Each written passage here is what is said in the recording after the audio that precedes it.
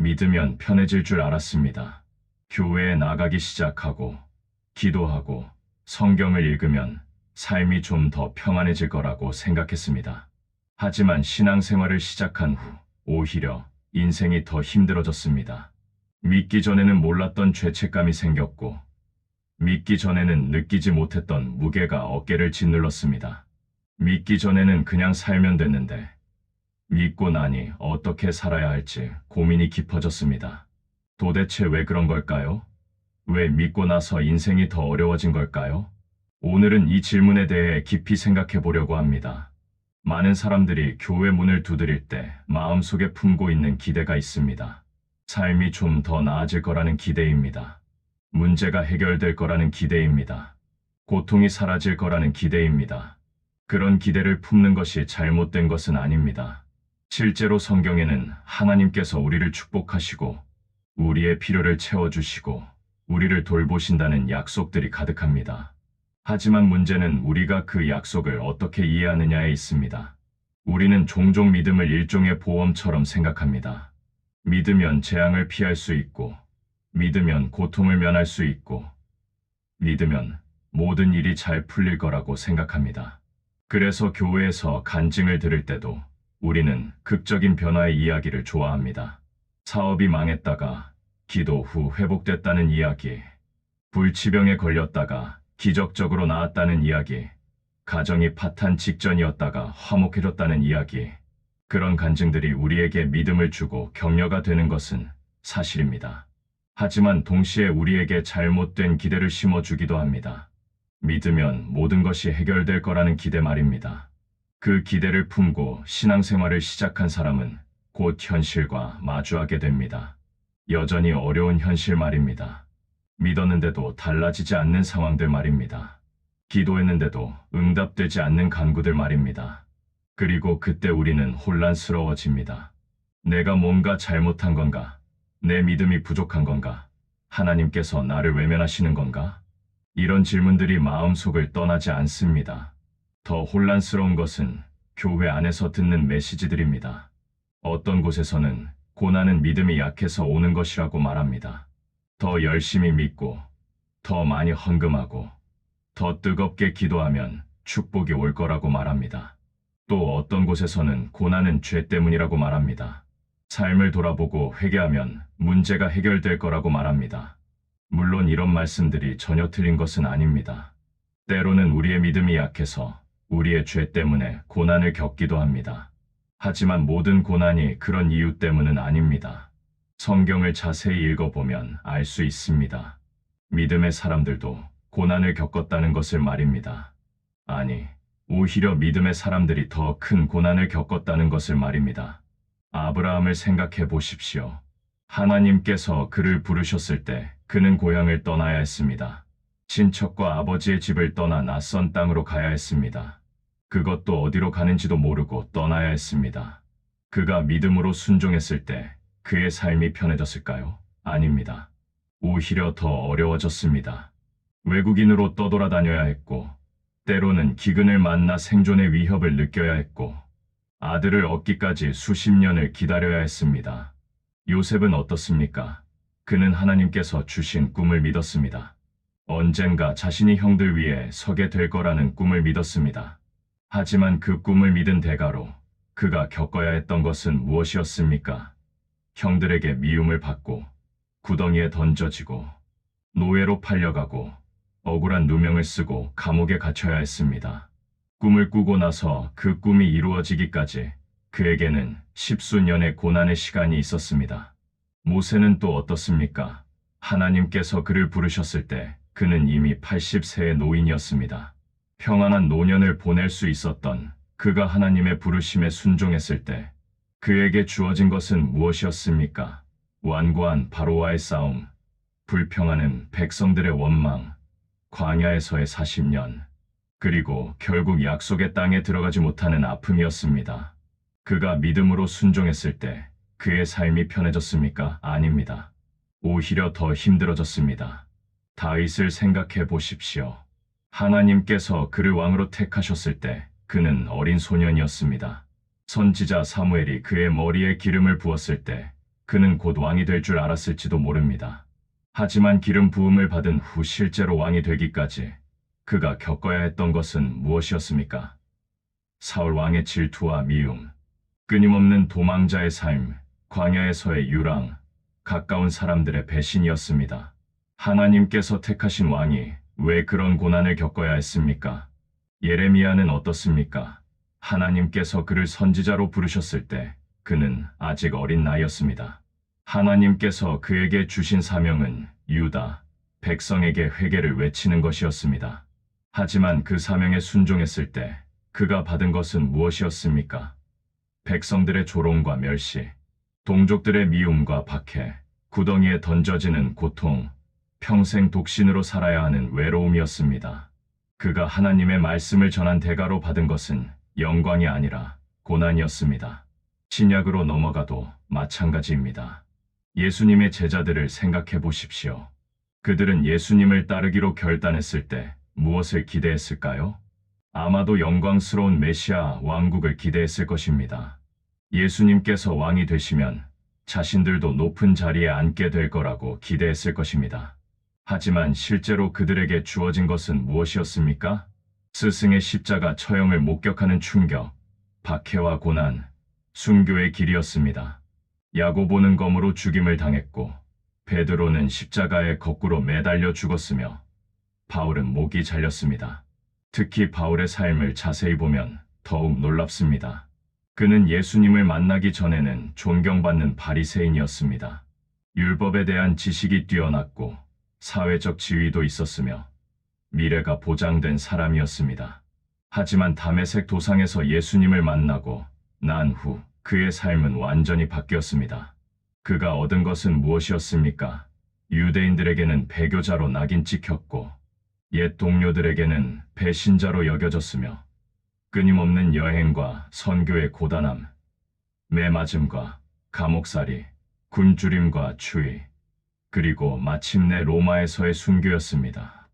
그가 고린도후서에서 고백한 내용을 들어보십시오. 그는 매를 수없이 맞았고 여러 번 죽을 고비를 넘겼으며 유대인들에게 40에 하나 감한 매를 5번이나 맞았고 3번 태장으로 맞았고 1번 돌로 맞았고 3번 파선을 당했고 밤낮 깊은 바다에서 표류했다고 말합니다. 여러 번 여행하면서 강의 위험, 강도의 위험, 동족의 위험, 이방인의 위험, 광야의 위험, 바다의 위험, 거짓 형제들의 위험을 겪었다고 말합니다. 수고하고 애쓰며 여러 번 자지 못하고 줄이고 목마르며 여러 번 굶고 춥고 헐벗었다고 말합니다. 이것이 믿음의 사람이 겪은 현실입니다. 이것이 그리스도를 따르기로 결단한 사람이 걸어간 길입니다. 바울이 믿음이 없어서 이런 고난을 겪은 것입니까? 그가 죄를 지어서 이런 일을 당한 것입니까? 아닙니다. 오히려 그가 믿음으로 살았기 때문에 그가 그리스도를 전하기 위해 헌신했기 때문에 이런 고난을 겪은 것입니다. 그렇다면 왜 그럴까요? 왜 하나님께서는 당신을 믿는 사람들에게 고난을 허락하실까요? 왜 믿음으로 사는 사람들이 오히려 더 큰 어려움을 겪어야 할까요? 이 질문에 대한 답을 찾기 위해서는 고난의 성격이 어떻게 변하는지를 이해해야 합니다. 믿음 이전의 고난과 믿음 이후의 고난은 본질적으로 다릅니다. 믿음 이전의 고난은 대부분 의미 없는 고통입니다. 그냥 아픈 것입니다. 그냥 힘든 것입니다. 왜 이런 일이 일어났는지도 모르고 이 고통이 어디로 가는지도 모릅니다. 그저 참고 견디다가 언젠가 끝나기를 바랄 뿐입니다. 하지만 믿음 이후의 고난은 다릅니다. 여전히 아프고 여전히 힘들지만 그 고난에는 의미가 있습니다. 방향이 있습니다. 목적이 있습니다. 성경은 이것을 연단이라고 표현합니다. 연단이란 금속을 불에 넣어 불순물을 제거하고 순수하게 만드는 과정입니다. 금을 연단할 때 금은 뜨거운 불 속에서 녹아내립니다. 그 과정이 고통스럽지 않을까요? 금에게 의식이 있다면 아마 극심한 고통을 느낄 것입니다. 하지만 그 고통에는 목적이 있습니다. 불순물을 제거하고 순수한 금이 되기 위한 목적 말입니다. 마찬가지로 믿음 이후에 우리가 겪는 고난에는 목적이 있습니다. 하나님께서는 그 고난을 통해 우리 안에 있는 불순물을 제거하십니다. 우리의 교만을 제거하십니다. 우리의 탐욕을 제거하십니다. 우리의 이기심을 제거하십니다. 우리가 의지하던 헛된 것들을 제거하십니다. 그리고 우리를 더 순수한 믿음의 사람으로 만들어 가십니다. 베드로전서는 이렇게 말합니다. 여러 가지 시험으로 잠깐 근심하게 되는 것은 너희 믿음의 확실함을 시험하기 위한 것이라고 말입니다. 불로 연단하여도 없어질 금보다 더 귀한 믿음이 예수 그리스도께서 나타나실 때에 칭찬과 영광과 존귀를 얻게 하려 함이라고 말합니다. 다시 말해, 고난은 우리의 믿음을 정죄하고 순수하게 만드는 과정이라는 것입니다. 또한 믿음 이후의 고난은 우리를 그리스도의 형상을 닮아가게 합니다. 로마서는 말합니다. 하나님께서 미리 아신 자들을 그 아들의 형상을 본받게 하기 위하여 미리 정하셨다고 말입니다. 그렇다면 그리스도의 형상이란 무엇입니까? 그것은 영광의 모습만이 아닙니다. 오히려 그것은 고난받는 종의 모습입니다. 십자가를 지신 분의 모습입니다. 자기를 낮추고 순종하신 분의 모습입니다. 예수님께서는 빌립보서에서 이렇게 묘사됩니다. 그는 근본 하나님의 본체시나 하나님과 동등됨을 취할 것으로 여기지 아니하시고 오히려 자기를 비워 종의 형체를 가지사 사람들과 같이 되셨고 사람의 모양으로 나타나사 자기를 낮추시고 죽기까지 복종하셨으니 곧 십자가의 죽으심이라고 말입니다. 이것이 그리스도의 형상입니다. 이것이 우리가 닮아가야 할 모습입니다. 그렇다면 우리가 그리스도의 형상을 닮아가기 위해서는 무엇이 필요할까요? 바로 그리스도께서 걸으신 그 길을 따라가는 것입니다. 자기를 비우는 경험을 하는 것입니다. 낮아지는 경험을 하는 것입니다. 고난을 통과하는 경험을 하는 것입니다. 십자가를 지는 경험을 하는 것입니다. 이것이 바로 믿음 이후에 우리가 겪는 고난의 의미입니다. 하나님께서는 고난을 통해 우리를 그리스도를 닮은 사람으로 빚어가십니다. 야고보서는 이렇게 말합니다. 여러 가지 시험을 당하거든 온전히 기쁘게 여기라고 말입니다. 이는 너희 믿음의 시련이 인내를 만들어내는 줄 너희가 알미라고 말입니다. 인내를 온전히 이루라. 이는 너희로 온전하고 구비하여 조금도 부족함이 없게 하려 함이라고 말합니다. 다시 말해 고난은 우리를 온전한 사람으로 만드는 과정이라는 것입니다. 또한 믿음 이후의 고난은 우리의 시선을 바꿉니다. 믿음 이전에는 우리의 시선이 이 땅의 것들에 고정되어 있습니다. 돈, 명예, 성공, 건강, 이런 것들이 우리의 전부입니다. 그래서 이런 것들을 잃을까봐 두려워하고 이런 것들을 얻기 위해 안간힘을 씁니다. 하지만 고난을 겪으면서 우리는 깨닫게 됩니다. 이 땅의 것들이 전부가 아니라는 것을 말입니다. 바울은 고린도후서에서 이렇게 고백합니다. 우리가 주목하는 것은 보이는 것이 아니요 보이지 않는 것이니 보이는 것은 잠깐이요 보이지 않는 것은 영원함이라고 말입니다. 고난은 우리의 눈을 보이는 것에서 보이지 않는 것으로 옮기게 합니다. 일시적인 것에서 영원한 것으로 옮기게 합니다. 땅의 것에서 하늘의 것으로 옮기게 합니다. 생각해 보십시오.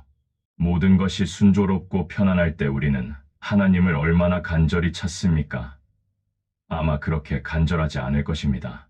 하나님이 없어도 살만하기 때문입니다. 하지만 고난 가운데 있을 때는 다릅니다. 우리는 하나님 밖에 의지할 곳이 없습니다. 그때 우리는 진정으로 하나님을 찾게 됩니다.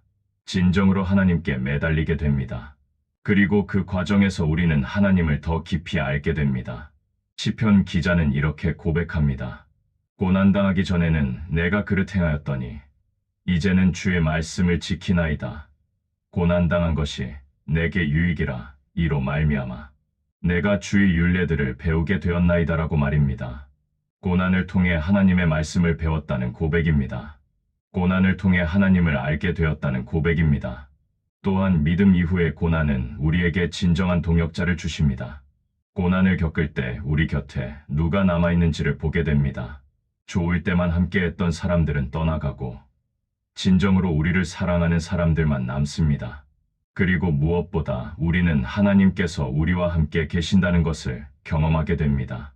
이사야서에는 이런 약속이 있습니다.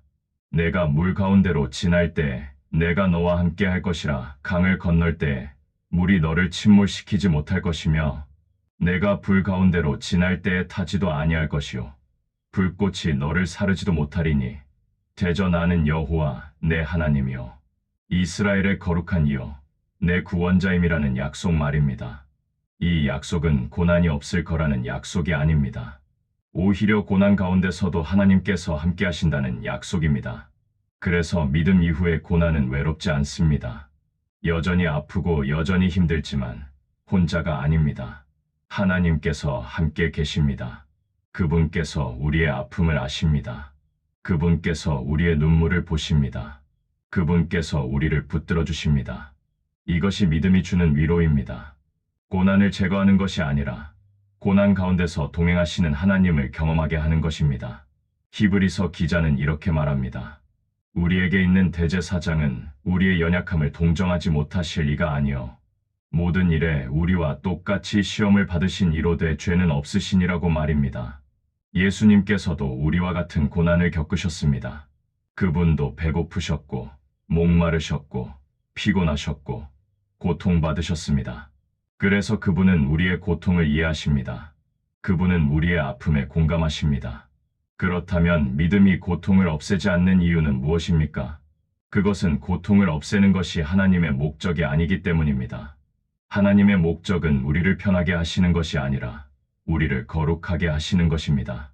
우리를 행복하게 하시는 것이 아니라 우리를 성숙하게 하시는 것입니다. 우리에게 축복을 주시는 것이 아니라 우리를 그리스도의 형상으로 빚어가시는 것입니다. 물론 하나님께서는 우리를 사랑하십니다. 우리의 고통을 기뻐하지 않으십니다. 하지만 때로는 사랑하기 때문에 고난을 허락하십니다. 마치 부모가 자녀를 사랑하기 때문에 훈련시키는 것처럼 말입니다. 히브리서는 이렇게 말합니다. 주께서 그 사랑하시는 자를 징계하시고 그가 받아들이시는 아들마다 채찍질하신다고 말입니다. 너희가 참는 것은 징계를 받기 위함이라 하나님이 아들과 같이 너희를 대우하시나니 어찌 아버지가 징계하지 않는 아들이 있으리요라고 말합니다. 이것은 하나님께서 우리를 괴롭히려고 고난을 주신다는 뜻이 아닙니다. 오히려 하나님께서는 우리를 더 나은 사람으로 만들기 위해 우리를 당신의 거룩하심에 참여하게 하기 위해 고난을 허락하신다는 뜻입니다. 모든 징계가 당시에는 즐거워 보이지 않고 슬퍼 보이나 후에 그로 말미암아 연단받은 자들은 의와 평강의 열매를 맺느니라고 성경은 말합니다. 또한 믿음은 고통의 방향을 바꿉니다. 믿음 이전의 고통은 우리를 무너뜨립니다. 절망하게 만듭니다. 포기하게 만듭니다. 하지만 믿음 이후의 고통은 우리를 세웁니다. 강하게 만듭니다. 성숙하게 만듭니다. 같은 고통이지만 그 고통이 우리를 어디로 이끌어가는지가 완전히 다릅니다. 바울은 로마서에서 이렇게 말합니다. 우리가 환난 중에도 즐거워하나니 이는 환난은 인내를, 인내는 연단을, 연단은 소망을 이루는 줄 알미로다라고 말입니다. 환난이 소망으로 이어진다는 놀라운 고백입니다. 고통이 절망이 아니라 소망으로 이어진다는 것입니다. 어떻게 그런 일이 가능할까요? 바로 믿음 때문입니다. 믿음은 고통의 끝에 무엇이 있는지를 봅니다. 믿음은 고통 너머에 있는 영광을 봅니다. 바울은 또 이렇게 말합니다. 우리가 잠시 받는 환난에 경한 것이 지극히 크고 영원한 영광에 중한 것을 우리에게 이루게 함이니라고 말입니다. 이 말씀은 고난이 가볍다는 뜻이 아닙니다. 바울이 겪은 고난이 얼마나 컸는지 우리는 이미 보았습니다. 하지만 그는 그 고난을 영원한 영광과 비교할 때 가볍다고 표현합니다. 왜냐하면 그 고난은 잠시이지만 영광은 영원하기 때문입니다. 이것이 믿음이 주는 관점입니다. 믿음은 현재의 고통만을 보지 않습니다. 믿음은 그 고통 너머에 있는 하나님의 계획을 봅니다. 믿음은 이 고통이 헛되지 않다는 것을 압니다. 믿음은 이 고통을 통해 하나님께서 무엇인가를 이루고 계신다는 것을 압니다. 그래서 믿음의 사람은 고통 가운데서도 포기하지 않습니다. 고통 가운데서도 소망을 잃지 않습니다. 생각해 보십시오. 욥의 이야기를 말입니다. 욥은 의로운 사람이었습니다. 하나님께서도 그를 인정하셨습니다.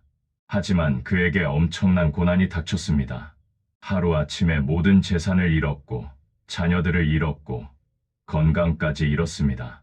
그의 친구들은 그가 죄를 지었기 때문에 그런 일을 당했다고 비난했습니다. 그의 아내조차 하나님을 저주하고 죽으라고 말했습니다.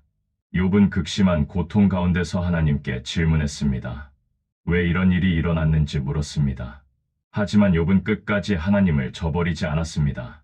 비록 이해할 수 없는 상황이었지만, 비록 답을 얻지 못했지만, 그는 하나님을 믿었습니다. 그리고 그 과정에서 그는 하나님을 더 깊이 알게 되었습니다. 욥기의 마지막에서 욥은 이렇게 고백합니다. 내가 주께 대하여 귀로 듣기만 하였사오나 이제는 눈으로 주를 배움나이다라고 말입니다. 고난을 통해 하나님을 더 깊이 경험했다는 고백입니다. 또한 고난은 우리에게 진정한 믿음이 무엇인지를 보여줍니다. 진정한 믿음은 말로만 하는 것이 아닙니다. 진정한 믿음은 편안할 때만 하는 것이 아닙니다. 진정한 믿음은 어려울 때 드러납니다. 고통 가운데서 드러납니다. 모든 것을 잃었을 때 드러납니다. 다니엘의 세 친구를 생각해 보십시오. 사드라, 메삭, 아벳느고는 우상에게 절하라는 왕의 명령을 거부했습니다. 그 대가는 불타는 풀무에 던져지는 것이었습니다. 왕이 그들에게 마지막 기회를 주며 말했습니다. 만일 너희가 우상에게 절하지 않으면 즉시 불타는 풀무에 던져질 것이고 어느 신이 너희를 내 손에서 건져내겠느냐고 말했습니다. 그때 세 친구가 답했습니다. 우리가 섬기는 하나님이 우리를 불타는 풀무에서 능히 건져내실 것이고 왕의 손에서도 건져내시리이다. 그러나 그렇게 하지 아니하실지라도 우리는 왕의 신들을 섬기지도 아니하고 왕이 세우신 금 신상에게 절하지도 아니할 줄을 아옵소서라고 말입니다. 이것이 진정한 믿음입니다. 하나님께서 구해주시든 그렇지 않든 우리는 끝까지 하나님을 믿겠다는 고백입니다. 결과적으로 하나님께서는 그들을 구해주셨습니다. 그들이 불 가운데 던져졌을 때 하나님께서 함께하셨고 그들은 불에 타지 않았습니다. 하지만 중요한 것은 그들이 구원받을 것을 확신하고 믿은 것이 아니라는 점입니다. 그들은 하나님께서 구해주실 수도 있고 그렇지 않을 수도 있다는 것을 알았습니다. 하지만 그럼에도 불구하고 그들은 하나님을 믿었습니다. 이것이 고난 가운데서 드러나는 믿음입니다. 우리의 믿음도 마찬가지입니다. 진정한 믿음은 하나님께서 우리가 원하는 대로 해주실 것을 확신하는 것이 아닙니다. 진정한 믿음은 하나님께서 우리가 원하는 대로 하지 않으실지라도 그분을 신뢰하는 것입니다. 하나님께서 우리의 기도에 우리가 원하는 방식으로 응답하지 않으실지라도 하나님께서 우리의 고통을 즉시 제거해 주지 않으실지라도 우리는 그분을 믿습니다. 왜냐하면 그분은 선하시고 그분은 신실하시고 그분은 우리를 사랑하시기 때문입니다. 또한 고난은 우리의 믿음을 증거합니다. 우리가 말로만 믿는 것이 아니라 삶으로 믿는다는 것을 증거합니다. 사람들은 우리의 말보다 우리의 삶을 봅니다. 특히 우리가 어려울 때 어떻게 반응하는지를 봅니다. 우리가 고통 가운데서도 하나님을 신뢰하는지 아니면 하나님을 원망하고 떠나는지를 봅니다. 베드로전서는 이렇게 말합니다.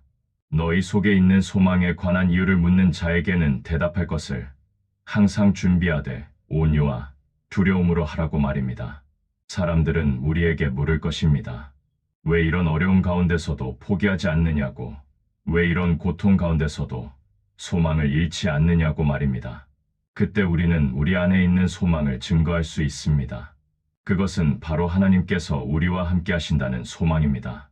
초대교회의 순교자들을 생각해 보십시오. 그들은 극심한 박해를 받았습니다. 사자밥이 되었고 십자가에 못 박혔고 불에 태워졌습니다. 하지만 그들은 끝까지 믿음을 지켰습니다. 그들의 죽음을 목격한 사람들은 놀랐습니다. 어떻게 저렇게 평안하게 죽을 수 있을까? 어떻게 저렇게 기쁨으로 죽을 수 있을까 하고 말입니다. 그리고 그들의 죽음을 보고 많은 사람들이 믿음을 갖게 되었습니다. 순교자들의 피가 교회의 씨앗이 되었다는 말이 있습니다. 그들의 고난이 복음을 증거했다는 말입니다. 우리도 마찬가지입니다. 우리가 고난 가운데서 어떻게 사는지가 우리의 믿음을 증거합니다. 우리가 고통 가운데서도 불평하지 않고 원망하지 않고 하나님을 신뢰한다면 그것은 세상에 대한 강력한 증거가 됩니다. 세상 사람들은 어려울 때 절망하고 포기합니다. 하지만 그리스도인은 다릅니다. 우리는 어려울 때도 소망을 가집니다. 왜냐하면 우리의 소망이 이 세상에 있지 않고 하나님께 있기 때문입니다. 또한 고난은 우리에게 깊은 공감 능력을 줍니다. 고난을 겪어본 사람만이 다른 사람의 고통을 진정으로 이해할 수 있습니다. 슬픔을 겪어본 사람만이 다른 사람의 슬픔에 공감할 수 있습니다. 실패를 경험한 사람만이 다른 사람의 실패를 위로할 수 있습니다. 고난은 우리를 더 사랑이 많은 사람으로, 더 자비로운 사람으로, 더 긍휼이 많은 사람으로 만듭니다. 고린도후서는 이렇게 말합니다. 우리 주 예수 그리스도의 하나님, 자비의 아버지, 모든 위로의 하나님을 찬송하시며 우리의 모든 환난 중에서 우리를 위로하사 우리로 하여금 하나님께 받는 위로로서 모든 환난 중에 있는 자들을 능히 위로하게 하시는 이시로다라고 말입니다. 하나님께서 우리를 위로하시는 이유는 우리로 하여금 다른 사람을 위로하게 하기 위함이라는 것입니다. 생각해 보십시오. 아무 고난도 겪어보지 않은 사람이 고난당하는 사람에게 위로의 말을 한다면 그것이 얼마나 공허하게 들리겠습니까? 하지만 같은 고난을 겪어본 사람이 위로의 말을 한다면 그것은 완전히 다릅니다. 그 사람은 진정으로 이해합니다. 그 사람은 진정으로 공감합니다. 그래서 그의 위로는 힘이 있습니다. 하나님께서는 우리의 고난을 헛되게 하지 않으십니다. 우리가 겪은 고난을 통해 우리는 다른 사람을 도울 수 있게 됩니다. 우리가 받은 위로로 다른 사람을 위로할 수 있게 됩니다. 이것이 고난의 또 다른 의미입니다. 고난은 우리를 더 유용한 그릇으로 만듭니다. 고난은 우리를 다른 사람을 섬길 수 있는 사람으로 만듭니다. 또한 고난은 우리에게 영적인 통찰력을 줍니다. 고난 가운데서 우리는 평안할 때 보지 못했던 것들을 보게 됩니다. 고난 가운데서 우리는 중요한 것과 중요하지 않은 것을 구분하게 됩니다. 고난 가운데서 우리는 진정으로 가치 있는 것이 무엇인지를 깨닫게 됩니다. 많은 경우 우리는 평안할 때 영적으로 무감각합니다. 하나님 없이도 잘 살 수 있다고 생각합니다. 기도하지 않아도 되고, 성경 읽지 않아도 되고, 예배드리지 않아도 된다고 생각합니다. 하지만 고난이 오면 우리는 깨닫게 됩니다. 우리에게 정말 필요한 것이 무엇인지를 말입니다. 우리에게 정말 중요한 것이 무엇인지를 말입니다. S. 루이스는 이렇게 말했습니다. 하나님께서는 우리의 즐거움 가운데서는 속삭이시지만 우리의 양심 가운데서는 말씀하시며 우리의 고통 가운데서는 외치신다고 말입니다. 고통은 귀먹은 세상을 깨우는 하나님의 메가폰이라고 말입니다.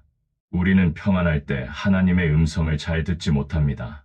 하지만 고난 가운데서 우리는 하나님의 음성에 귀를 기울이게 됩니다. 또한 고난은 우리의 우선순위를 바로잡아 줍니다. 우리는 종종 중요하지 않은 것들에 시간과 에너지를 소비합니다. 돈을 벌기 위해, 성공하기 위해, 인정받기 위해 온 힘을 다합니다. 하지만 고난 가운데서 우리는 깨닫게 됩니다. 그런 것들이 우리를 구원하지 못한다는 것을 말입니다. 그런 것들이 우리에게 진정한 평안을 주지 못한다는 것을 말입니다. 예수님께서는 마태복음에서 이렇게 말씀하셨습니다. 너희는 먼저 그의 나라와 그의 의를 구하라 그리하면 이 모든 것을 너희에게 더하시리라고 말씀하셨습니다. 고난은 우리로 하여금 먼저 구해야 할 것이 무엇인지를 깨닫게 합니다. 하나님의 나라와 그의 의를 먼저 구하게 합니다. 다른 모든 것은 그 다음이라는 것을 깨닫게 합니다. 그렇다면 우리는 고난 가운데서 어떻게 살아야 할까요? 무엇보다 먼저 고난을 피하려고만 하지 말아야 합니다. 물론 불필요한 고난은 피해야 합니다. 하지만 믿음으로 살다 보면 피할 수 없는 고난이 있습니다. 그럴 때 우리는 그 고난을 회피하려고만 하지 말고 그 고난을 통과해야 합니다. 예수님께서도 겟세마네 동산에서 기도하셨습니다. 할 수만 있으면 이 잔을 내게서 지나가게 하옵소서라고 기도하셨습니다. 예수님도 고난을 원하지 않으셨습니다. 하지만 그분은 이렇게 덧붙이셨습니다. 그러나 나의 원대로 마시옵고 아버지의 원대로 하옵소서라고 말씀하셨습니다. 결국 예수님께서는 십자가의 고난을 받아들이셨습니다. 그리고 그 고난을 통해 구원의 역사를 이루셨습니다. 우리도 마찬가지입니다. 때로는 고난을 피할 수 없습니다. 그럴 때 우리는 그 고난을 받아들여야 합니다. 물론 쉬운 일이 아닙니다. 하지만 우리는 알아야 합니다. 그 고난을 통해 하나님께서 무엇인가를 이루고 계신다는 것을 말입니다. 그 고난이 헛되지 않다는 것을 말입니다. 또한 고난 가운데서 하나님을 더 가까이 해야 합니다. 고난은 우리를 하나님으로부터 멀어지게 하는 것이 아니라 하나님께 더 가까이 나아가게 해야 합니다. 욥이 그랬습니다. 그는 고난 가운데서 하나님께 질문했지만 하나님을 떠나지 않았습니다. 다윗이 그랬습니다. 그는 고난 가운데서 하나님께 부르짖었지만 하나님을 원망하지 않았습니다. 시편을 보면 다윗이 얼마나 많은 고난을 겪었는지 알 수 있습니다. 그는 원수들에게 쫓겼고 친구들에게 배신당했고 자녀들에게 상처받았습니다. 하지만 그는 고난 가운데서도 하나님을 찾았습니다. 여호와는 나의 목자시니 내게 부족함이 없으리로다라고 고백했습니다.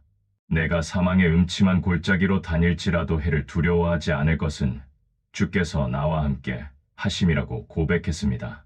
우리도 고난 가운데서 하나님을 찾아야 합니다. 기도해야 합니다. 성경을 읽어야 합니다. 예배드려야 합니다. 고난이 우리를 신앙생활로부터 멀어지게 해서는 안 됩니다. 오히려 고난이 우리를 더 간절히 하나님을 찾게 만들어야 합니다. 또한 고난 가운데서 공동체의 도움을 받아야 합니다. 하나님께서는 우리를 혼자 두지 않으십니다. 하나님께서는 우리에게 형제자매들을 주셨습니다. 교회 공동체를 주셨습니다.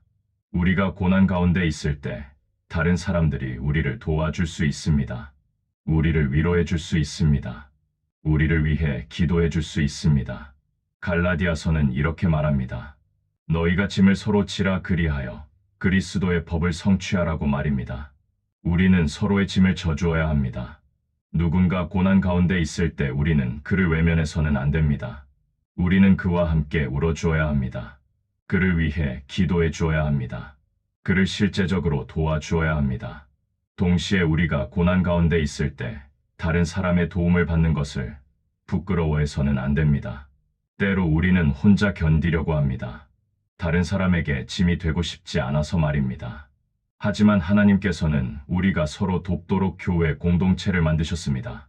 우리가 도움이 필요할 때 도움을 요청하는 것은 약함의 표시가 아니라 지혜의 표시입니다. 또한 고난 가운데서 감사를 잃지 말아야 합니다. 이것은 쉬운 일이 아닙니다. 고난 가운데서 어떻게 감사할 수 있겠습니까? 하지만 성경은 범사에 감사하라고 말합니다. 모든 일에 감사하라고 말합니다. 이것은 모든 일이 좋다는 뜻이 아닙니다. 고난이 좋다는 뜻이 아닙니다. 오히려 모든 일 가운데서도 감사할 것을 찾으라는 뜻입니다. 고난 가운데서도 우리는 감사할 것을 찾을 수 있습니다. 우리에게는 여전히 하나님께서 계십니다. 우리에게는 여전히 구원이 있습니다. 우리에게는 여전히 영생의 소망이 있습니다. 우리에게는 여전히 사랑하는 사람들이 있습니다. 우리에게는 여전히 하루하루의 은혜가 있습니다. 이런 것들을 생각할 때 우리는 고난 가운데서도 감사할 수 있습니다. 감사는 우리의 관점을 바꿉니다. 감사는 우리로 하여금 잃은 것보다 가진 것을 보게 합니다. 감사는 우리로 하여금 어둠보다 빛을 보게 합니다. 감사는 우리로 하여금 절망보다 소망을 보게 합니다. 그래서 고난 가운데서도 감사하는 사람은 희망을 잃지 않습니다. 또한 고난 가운데서 인내해야 합니다. 고난은 대부분 빨리 지나가지 않습니다. 우리는 빨리 끝나기를 원하지만 하나님의 시간표는 우리의 시간표와 다릅니다. 때로는 오랜 시간 고난이 계속됩니다. 그럴 때 우리는 인내해야 합니다. 포기하지 말고 끝까지 견뎌야 합니다. 히브리서는 이렇게 말합니다. 너희에게 인내가 필요함은 너희가 하나님의 뜻을 행한 후에 약속하신 것을 받기 위함이라고 말입니다. 인내가 필요합니다. 조금만 더 견디면 됩니다. 조금만 더 참으면 됩니다. 하나님의 때가 반드시 옵니다. 그때까지 우리는 인내해야 합니다. 농부를 생각해 보십시오. 농부는 씨를 뿌린 후 바로 수확하지 못합니다. 오랜 시간을 기다려야 합니다. 비가 오기를 기다려야 하고 햇빛이 비추기를 기다려야 하고 씨앗이 자라기를 기다려야 합니다. 그 과정에서 농부는 인내합니다. 그리고 마침내 때가 되면 수확합니다. 우리의 믿음 생활도 마찬가지입니다. 우리는 씨를 뿌리고 인내하며 기다려야 합니다. 그리고 때가 되면 하나님께서 열매를 맺게 하십니다. 또한 고난 가운데서 소망을 품어야 합니다. 소망은 우리를 견디게 하는 힘입니다. 소망은 우리로 하여금 포기하지 않게 합니다.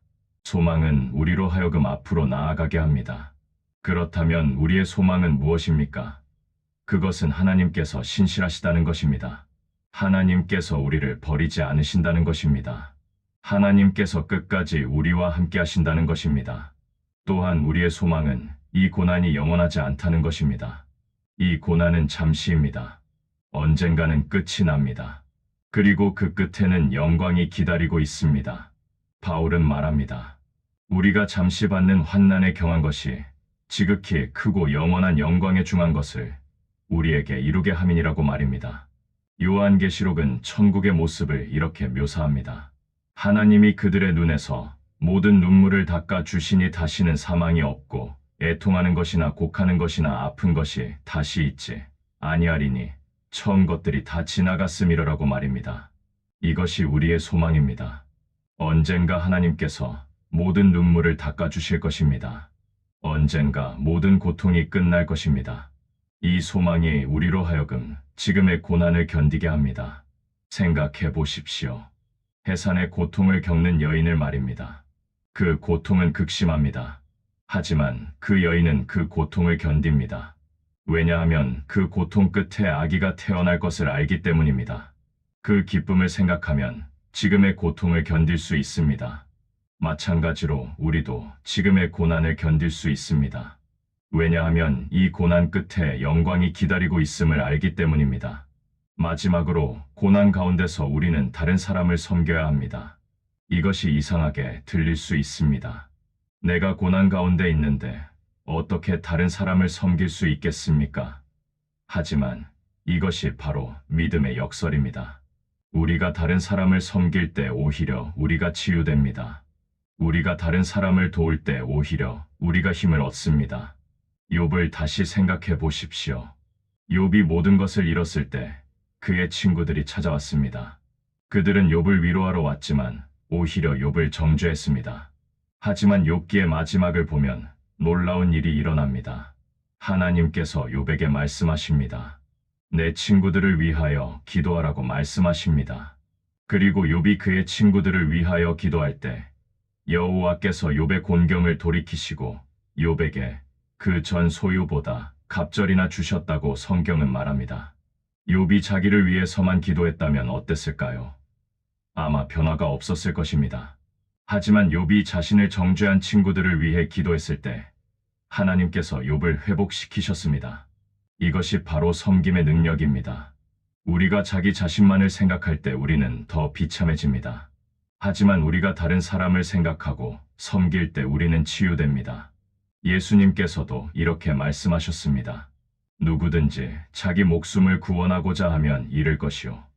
누구든지 나와 복음을 위하여 자기 목숨을 잃으면 구원하리라고 말씀하셨습니다. 우리가 자기 자신만을 위해 살 때 우리는 오히려 자신을 잃습니다. 하지만 우리가 다른 사람을 위해, 하나님을 위해 살 때 우리는 진정한 자신을 발견합니다. 그러므로 고난 가운데서도 우리는 다른 사람을 섬겨야 합니다. 누군가를 위해 기도해 주어야 합니다. 누군가를 격려해 주어야 합니다. 누군가를 도와주어야 합니다. 이것이 우리의 고난에 의미를 부여합니다. 이것이 우리의 고난을 헛되지 않게 합니다. 결국 믿음으로 산다는 것은 쉬운 길을 선택하는 것이 아닙니다. 오히려 때로는 더 어려운 길을 선택하는 것입니다. 하지만 그 길에는 하나님께서 함께 하십니다. 그 길에는 목적이 있습니다. 그 길에는 소망이 있습니다. 그리고 그 길의 끝에는 영광이 기다리고 있습니다. 믿으면 편해질 줄 알았습니다. 하지만 오히려 더 힘들어졌습니다. 믿기 전에는 몰랐던 무게가 어깨를 짓눌렀습니다. 믿기 전에는 느끼지 못했던 책임감이 마음을 무겁게 했습니다. 하지만 동시에 깨달았습니다. 믿음은 고통을 제거하지 않았지만 혼자가 아니게 했다는 것을 말입니다. 믿음은 길을 쉽게 만들지 않았지만 방향을 주었다는 것을 말입니다. 믿음은 짐을 가볍게 하지 않았지만 그 짐을 함께 지실 분을 만나게 했다는 것을 말입니다. 그래서 오늘도 우리는 믿음으로 살아갑니다. 여전히 어렵고 여전히 힘들지만 우리는 믿음으로 살아갑니다. 왜냐하면 우리는 알기 때문입니다. 이 고난이 헛되지 않다는 것을, 이 고난을 통해 하나님께서 우리를 빚어가신다는 것을, 이 고난 끝에 영광이 기다리고 있다는 것을 말입니다. 바울의 고백으로 마무리하고 싶습니다. 그는 로마서에서 이렇게 말했습니다. 내가 확신하노니 사망이나 생명이나 천사들이나 권세자들이나 현재 일이나 장래 일이나 능력이나 높음이나 깊음이나 다른 어떤 피조물이라도 우리를 우리 주 그리스도 예수 안에 있는 하나님의 사랑에서 끊을 수 없으리라고 말입니다. 이것이 우리의 소망입니다. 고난도, 환난도, 핍박도, 위험도, 칼도 우리를 하나님의 사랑에서 끊을 수 없습니다. 하나님께서는 우리를 사랑하십니다. 그 사랑은 우리가 고난 가운데 있을 때에도 변하지 않습니다. 그 사랑은 우리가 쓰러질 때에도 우리를 붙들어줍니다. 그 사랑은 우리가 포기하고 싶을 때에도 우리를 일으켜 세웁니다. 그러므로 우리는 담대히 말할 수 있습니다. 주는 나를 돕는 이시니 내가 무서워하지 아니하겠노라. 사람이 내게 어찌하리요라고 말할 수 있습니다. 우리는 어떤 고난이 와도 두려워하지 않습니다. 왜냐하면 하나님께서 우리와 함께 하시기 때문입니다. 우리는 어떤 어려움이 와도 절망하지 않습니다. 왜냐하면 하나님께서 우리를 붙드시기 때문입니다. 믿음으로 산다는 것은 고통이 없는 삶을 사는 것이 아닙니다. 오히려 고통 가운데서도 하나님을 신뢰하며 사는 것입니다. 고통 가운데서도 소망을 잃지 않고 사는 것입니다. 고통 가운데서도 사랑하며 사는 것입니다. 이것이 진정한 믿음의 삶입니다. 오늘도 고난 가운데 있는 분이 계십니까? 낙심하지 마십시오. 그 고난이 헛되지 않습니다. 하나님께서 그 고난을 통해 당신을 빚어가고 계십니다. 그 고난을 통해 당신을 더 강하게 만들고 계십니다. 그 고난을 통해 당신을 그리스도의 형상으로 변화시키고 계십니다. 조금만 더 견디십시오. 조금만 더 인내하십시오. 하나님의 때가 반드시 올 것입니다. 그리고 그때 우리는 고백하게 될 것입니다. 고난당한 것이 내게 유익이라고, 이로 말미암아 내가 주를 알게 되었다고 말입니다. 고난이 있었기에 내가 성장했다고, 고난이 있었기에 내가 하나님을 더 깊이 경험했다고 말입니다. 그리고 고난을 허락하신 하나님께 감사드리게 될 것입니다. 오늘도 믿음으로 살아갑시다. 여전히 어렵고 여전히 힘들지만 믿음으로 살아갑시다. 왜냐하면 우리는 혼자가 아니기 때문입니다. 하나님께서 우리와 함께 하시기 때문입니다. 그리고 그분께서 우리를 끝까지 지키실 것이기 때문입니다. 아멘. 여러분, 이 영상이 도움이 되셨다면 구독과 좋아요를 눌러주시기 바랍니다. 여러분의 작은 관심이 더 좋은 콘텐츠를 만드는데 큰 힘이 됩니다. 감사합니다.